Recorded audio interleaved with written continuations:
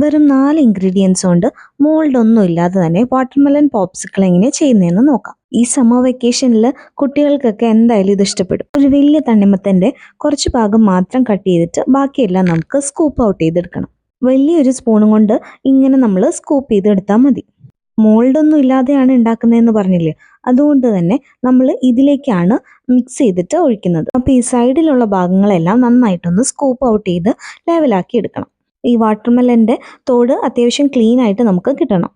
ഏകദേശം ഇതുപോലെ നമ്മൾ ചെയ്തെടുത്തിട്ടുണ്ട്. അപ്പോൾ ഈ വാട്ടർമെലൻ്റെ പൾപ്പ് നമുക്ക് എടുക്കാം. ഇതിൻ്റെ കുരു വേണമെങ്കിൽ സെപ്പറേറ്റ് ചെയ്യാം, ഞാനിവിടെ സെപ്പറേറ്റ് ചെയ്തിട്ടില്ല.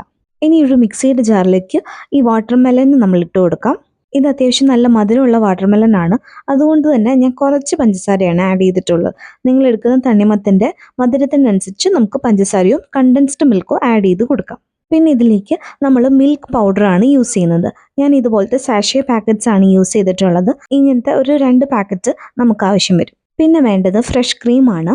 ഇതിൻ്റെ കൺസിസ്റ്റൻസി അനുസരിച്ച് നമുക്ക് ഇതിലേക്ക് ആഡ് ചെയ്ത് കൊടുക്കാം. പോപ്സിക്കിൾ ആയതുകൊണ്ട് അധികം നമുക്ക് തിക്കാവേണ്ട ആവശ്യമില്ല. നമുക്കൊരു വാട്ടറി കൺസിസ്റ്റൻസിയിൽ തന്നെ മെയിൻറ്റെയിൻ ചെയ്താൽ മതി.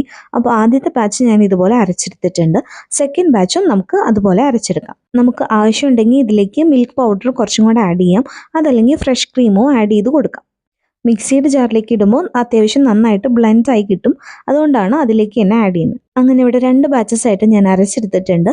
അപ്പോൾ വാട്ടർമെലൻ്റെ ആ തോടിലേക്ക് തന്നെ നമുക്ക് ഇത് ഒഴിച്ചു കൊടുക്കാം.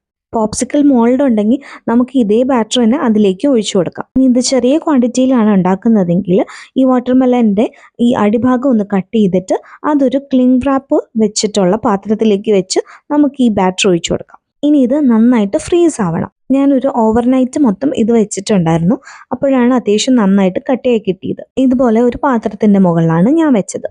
അപ്പോൾ നന്നായിട്ട് ഫ്രീസ് ചെയ്തതിന് ശേഷം നമുക്കിത് കട്ട് ചെയ്യാം. കട്ട് ചെയ്തെടുക്കാൻ കുറച്ച് പാടായിരിക്കും, കാരണം ഈ തണ്ണിമത്തൻ്റെ തോടൊക്കെ നന്നായിട്ട് തണുത്തിരിക്കുകയായിരിക്കും. നിങ്ങളുടെ കയ്യിൽ വലിയൊരു കത്തി ഉണ്ടെങ്കിൽ അത് തന്നെ എടുത്തോ.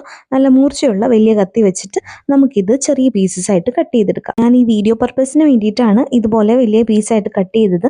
വേണമെങ്കിൽ സ്കൂപ്പായിട്ട് നമുക്കിത് കഴിക്കാം. ഇനി ഈ പീസ് 4ആയിട്ടൊന്ന് കട്ട് ചെയ്ത് നമുക്ക് സെർവ് ചെയ്യാം. അപ്പോൾ തണ്ണിമത്തം മേടിച്ചിട്ടുള്ളവരെ എന്തായാലും ട്രൈ ചെയ്ത് നോക്കാം. ഇങ്ങനത്തെ റെസിപ്പീസിനെ കൂടെ കൂടിക്കോ.